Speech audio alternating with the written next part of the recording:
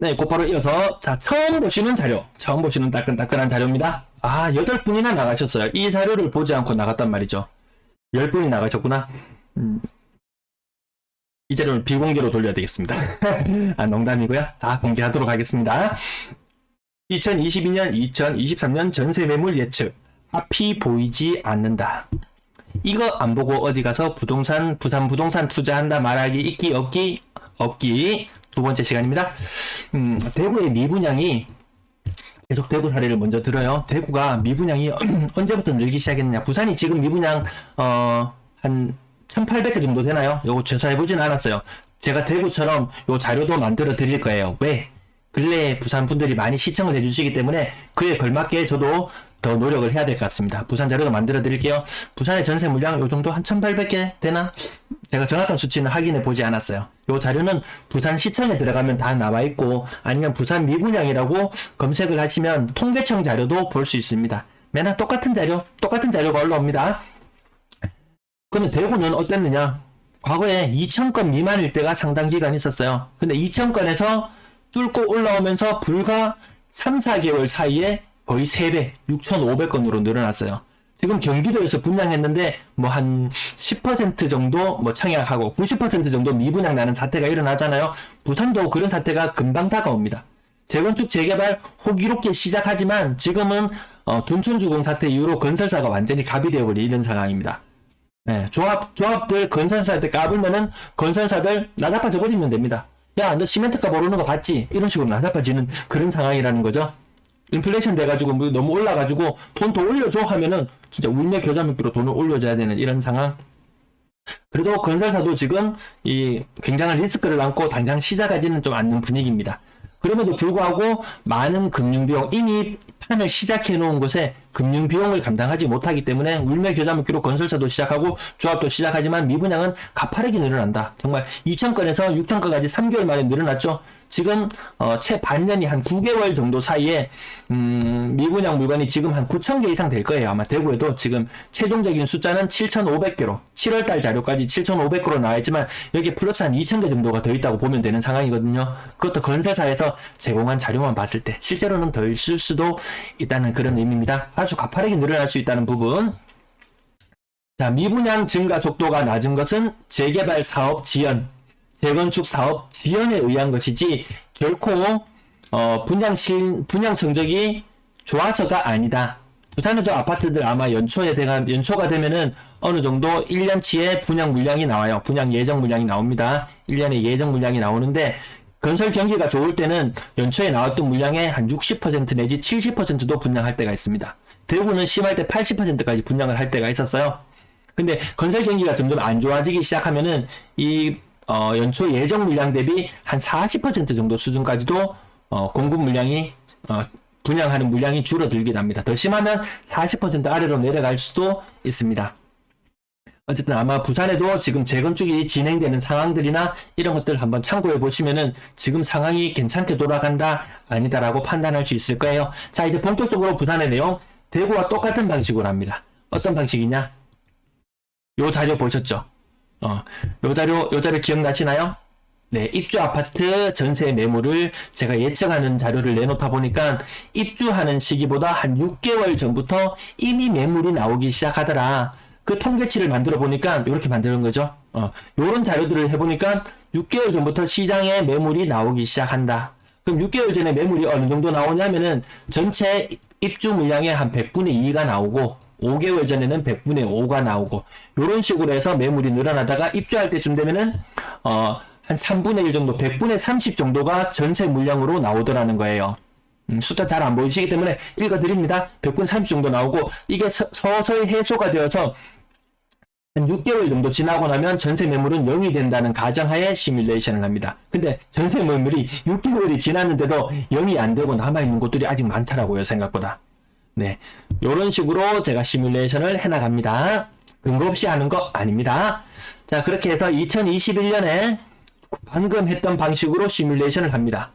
일일이 입주하는 아파트들의 목록을 쫙 뽑아가지고요. 입주하는 시기에는, 요 시기에는 100분의 30의 전세 물량이 나올 것이다. 요런 가정으로 다 시뮬레이션을 돌립니다. 정신없겠죠. 저거 다 입력한 다음에 그 다음에 어느 정도 가감해야 되는 부분이 생겨요. 신규 주택이 채워지는 수만큼 구주택이 또 전세 매물로 나올 수 있는 부분들이 있잖아요. 그래, 눈에 보이는 매물 개수보다 한 5분의 2 정도, 요 정도는 요 부분에 놓고요. 그 다음에 부산의 혼인 건수가 얼마나 되나 조사해 보니까 한 11,000건이 돼요. 혼인 건수가 11,000건. 그 12개월로 나누니까 한 달에 한 920쌍의 부부가 탄생을 하더라. 신혼부부들은 아파트에 들어가는 비율이 높아요. 신혼부부의 한 80% 정도가 아파트에 들어간다고 산정을 하고, 그 다음에 가구수 증가로 인해서 5분의 1 정도 신축을 점유한다고 봤는데, 요 근래에는 좀 분위기가 달라지는 분위기예요. 그래서 이 1인 가구들이 생각보다 신축에 많이 점유하지 못하더라. 이 부분을 좀 빼기도 하고요. 예, 여러 가지 요소들을 고려해서 시뮬레이션을 딱 돌려봤을 때 2021년에 결과가 나옵니다. 요거 몇 번 보여드린 적 있죠? 파란색은 요거 실제 물량이에요. 파란색은 실제 물량이었고, 빨간색은 시뮬레이션 물량이에요. 저 시뮬레이션하고 똑같이 움직이니까 끝이 맞아 떨어지더라. 이 방식으로 2022년을 시뮬레이션 해봅니다. 똑같은 방식으로 하는데 올해는 뭔가 좀 달라졌어요. 뭐가 달라졌냐면은 요 부분을 한 가지 추가시켰어요. 전세를 월세로 돌리는 경우가 많아진다. 요걸 감안해서 예전보다 전세 물량 숫자를 한 200개 정도, 매달 200개 정도씩 빼줬어요. 그리고 인구 유출이 부산에 한 3만 명 정도 되잖아요. 그래서 생각보다 인구가 늘어나고 세대가 분화되는 과정에서 그전에는 플러스 요인으로 작용했던 이런 것들을 마이너스 요인으로 조금 일부 작용시켰어요. 네, 요 부분을 약간 더 추가시켰어요. 왜 추가했냐면, 요 근래 전세 월세 비율, 제가 표를 넣었나 모르겠네요. 표를 넣지는 않았네요. 전세 월세 그 추이를 보니까, 과거 예년보다, 과거 한 5년과 비교해 봤을 때, 지금 전세 사는 사람들이 수가, 전세 비율, 월세 비율을 놓고 봤을 때 그 비율이 월세 쪽으로 조금 더 많이 몰려가더라. 그렇다고 월세를 더 많이 사는 것은 아니다. 전세 1.56 대 월세 1, 요 정도의 비율로 있던데, 과거에는 1.78 정도 되는 비율에서 요 비율이 좀 떨어졌어요. 그래서 요 부분까지 약간 감안해서 놓고 보니까 2022년의 차트가 만들어집니다. 요거 시뮬레이션 차트. 요거 제가 한번 보여드렸었죠? 네, 다시 한번 확인해 볼게요. 현재 물량은 14,323건의 전세 매물이 나와 있어요. 시뮬레이션 상은 13,689개. 시뮬레이션 상보다 지금 살짝 높지만 연말이 되면 높아졌다가 살짝 낮아질 거예요. 파란색 선을 다시 한번 그려볼까요? 요렇게 살짝 높았다가, 요렇게 살짝 높아졌다가 다시 연말이 되면 요렇게 맞아지지 않을까. 요렇게 시뮬레이션 해봅니다. 연말이 되면 전세 매물이 16,000개 정도 수준이 됩니다. 그럼 이어서 봐볼까요? 그러면 인구가 늘어나지 않는다는 게 참 서글프다고 말씀드리는 게, 인구가 줄어들면서 이 물건들을 계속해서 소진해줄 사람이 없었다. 세대수가 끊임없이 분화되면서 새로 아무리 집을 지어내더라도 그것들을 사람들이 물량을 소진시켜줬는데, 더 이상 인구가 줄어드는 상황은 지속되고, 세대 분화는 경기가 안 좋아서 세대 분화는 둔화되고, 이런 현상이 지속된다면 지금 똑같은 상황으로 시뮬레이션 해나가면은 내년 7월이 되면 전세 매물은 2만 개까지 늘어날 수 있을 것이다. 물론 이것은 어느 정도 최악의 상황을 감안하고 보는 거예요. 근데 그 수치가 크게 차이 나진 않을 거예요. 크게 오차가 나더라도 한 10% 정도의 오차, 10% 정도의 오차가 난다고 손 치더라도 내년 9월달이 되면 전세 매물이 2만 개까지도 늘어날 수 있다. 이 말인즉슨 전세 시장이 시간이 가면 갈수록 물량이 소진되고 상황이 좋아지는 것이 아니고, 가면 갈수록 첩첩산중인 상황으로 갈 수 있다. 내가 과거에 보던 집값이 한 7억 정도 하던 것이 지금 5억으로 떨어졌는데, 이거 그러면 지금쯤 한 30% 정도 떨어졌는데 지금쯤 사면 괜찮지 않을까? 이거 갭으로 한번 사볼까? 이런 느낌이 들지만 전세가는 더 많이 빠지고, 전세를 임차인을 구하기 위한 경쟁은 더 치열해질 수 있는 그런 부분들까지도 감안해야 됩니다. 뭐 학군지가 되었건 어디가 되었건 임대에 대한 수요가 확실한 곳이라면 하지만 대충 뭐 느낌으로 여기 좀 괜찮을 것 같은데라는 어중간한 포지션으로 투자를 했다가는 좀 공정에 처할 수도 있다. 이게 지금 내년 말 2023년이 되었을 때 최악의 경우에 한 25,000개까지 전세 매물이 나올 수 있다는데요. 이게 얼마나 심각한 수치냐면은 부산의 전세 매물이 한참 적었을 때 한 3,500개 2020년이에요. 이때 집 못 구해서 줄 서가지고 전셋집 구경하던 그 시절이었어요. 그 시절 대비 물량이 몇 배인가요? 이거 8배? 거의 8배. 곱하기 8. 곱하기 8만큼 전세 매물이 나와 있다고 생각해 보세요. 임대인들도 곤란해질 수 있다. 다주택의 포지션도 생각해 봐야 될 시점이다. 임차인도 야, 저 물량이 저렇게 늘어나면 이게 경제의 상황이 가장 기본적인 게 뭡니까? 수요와 공급 아닙니까? 수요와 공급, 수요의 공급에 따라서 가격이 결정된다. 이 시장 경제 원리잖아요. 근데 이렇게 갈 수 있는 상황이라면 지금 떨어졌는 전세가에서 훨씬 더 조정을 받을 수 있는 부분이 생기겠구나. 이렇게 살펴보시면 되겠습니다. 좀 무시무시하지 않습니까? 요 자료들은 제가 나중에 변동사항이 생기면 또 따로 말씀을 드려요. 네, 잠깐만 댓글 볼게요. 이 부분은 빨리 끝날 것 같습니다. 이거 맞죠? 인구가 늘지 않는 도시의 우울한 미래. 과거에는 언제든지 전세 물량이 소진되는 분위기로 가다가 2022년, 23년 나란하게 올라갑니다. 나란하게 올라가요. 나중에 또 2024년은 또 입주 물량이 줄어들기 때문에 그때 가면 또 줄어들 수는 있어요. 근데 당장의 이 위기가 소진될 때까지 지금 25,000건 혹시라도 내년에 25,000건까지 전세 물량이 늘어난다면 그것이 소진되는 데까지 시간이 정말 2년이고 3년이고 더 걸릴 수 있다. 지금 2022년이에요. 2023년, 24년, 25년까지 더 긴 시간 동안 물량이 소진되지 않고 시장에 남아있을 수 있다. 금리도 여전히 높은 상태가 유지될 것이고 매물도 여전히 많은 상태가 될 것이고 이게 단기간에 끝날 문제가 아닌 것으로 보여집니다. 네, 잠시 댓글 살펴보고 네, 또 진행하겠습니다.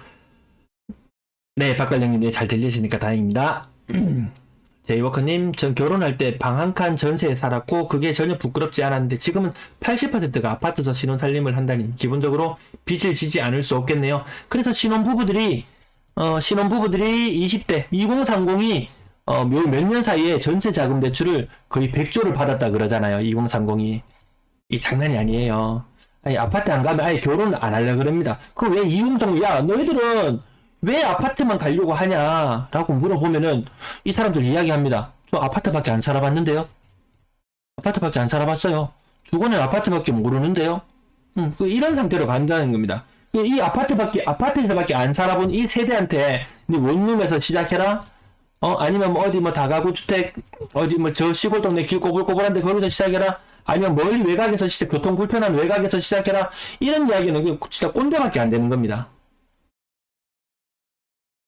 집들이 때문에 그런가요? 남들한테 보여주려는 그런 문화도 있지만 그들이 살아왔던 환경이 그렇습니다. 2030이 살아왔던 것이. 이때 이미 2030이 부모 세대들이 단칸방에서 시작해 정말 2030의 부모 세대 한 60대 이상 되시는 분, 60대, 70대 되시는 분들 이때는 정말 단칸방 많았어요. 단칸방 정말 외곽에 단칸방 많았습니다. 근데 여기서 시작해서 이 시절에는 정말 몇 년 바짝 일하면은 정말 집 구매하는 것으로 바로 직행될 수 있는 그런 시절이었잖아요. 아주 단기간에 이게 점프해서 주거 환경이 급격히 나아질 수 있는 상황으로 가는 그런 시절이었고 지금은 시작이 올바르지 않으면 아무 미래가 없는 그런 세대를 살아가고 있는 이 2030에게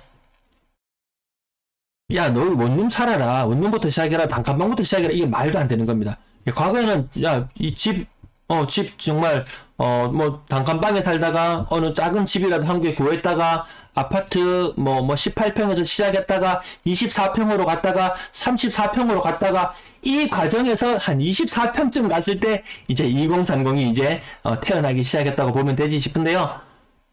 야, 그럼 이미 아파트에서 시작한 세대다. 꼰대 같은 얘기는 할 필요도 없다. 네, 이렇게 보여집니다. 김재근님, 남한테 보여주려다 허리 휘겠어요. 정말 그 정도 안 되면은, 그러니까 시작을 안 하려고 그러는 거예요. 제이워크님, 네. 단독주택 2층 방 3칸, 단독 월세가 15만원. 그래도 들어올 사람이 없대요. 그래서, 저는 이 자전거를 타고 많이 돌아다닙니다. 동네를 많이 돌아다니다 보면은, 2층, 3층 다가구 주택이나 이런 곳들을 살펴보면은 굉장히 월세, 뭐 전세 이런 거 굉장히 많이 붙어 있어요, 종이가. 근데 들어갈 사람이 없어요. 맞습니다. 그래서 빈집은 아니지만 1층에는 누가 주인이 살다가 살고 있더라도 빈집은 아니지만 사실상 빈집인 경우도 많이 있는 것 같습니다. 네, 그 외곽지로 갈수록 그 아파트에 대한 쏠림 때문에 그건 어쩔 수 없는 이 시대의 분위기인 것 같습니다.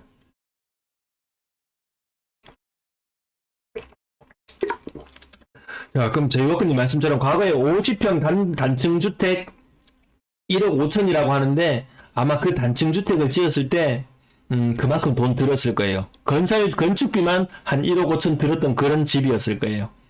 이 부의 흐름을 정말 잘 타면은 계속 순조로운 흐름을 갖고 그렇지 않은 경우에는 야, 내 이 넓은 땅에 조용하게 살고 좋잖아 라고 이렇게 생각하고 있었다면 갑자기 이 부의 지도가 좀 갑자기 뒤죽박죽 바뀌는 그런 현상들도 좀 많이 있었던 것 같아요.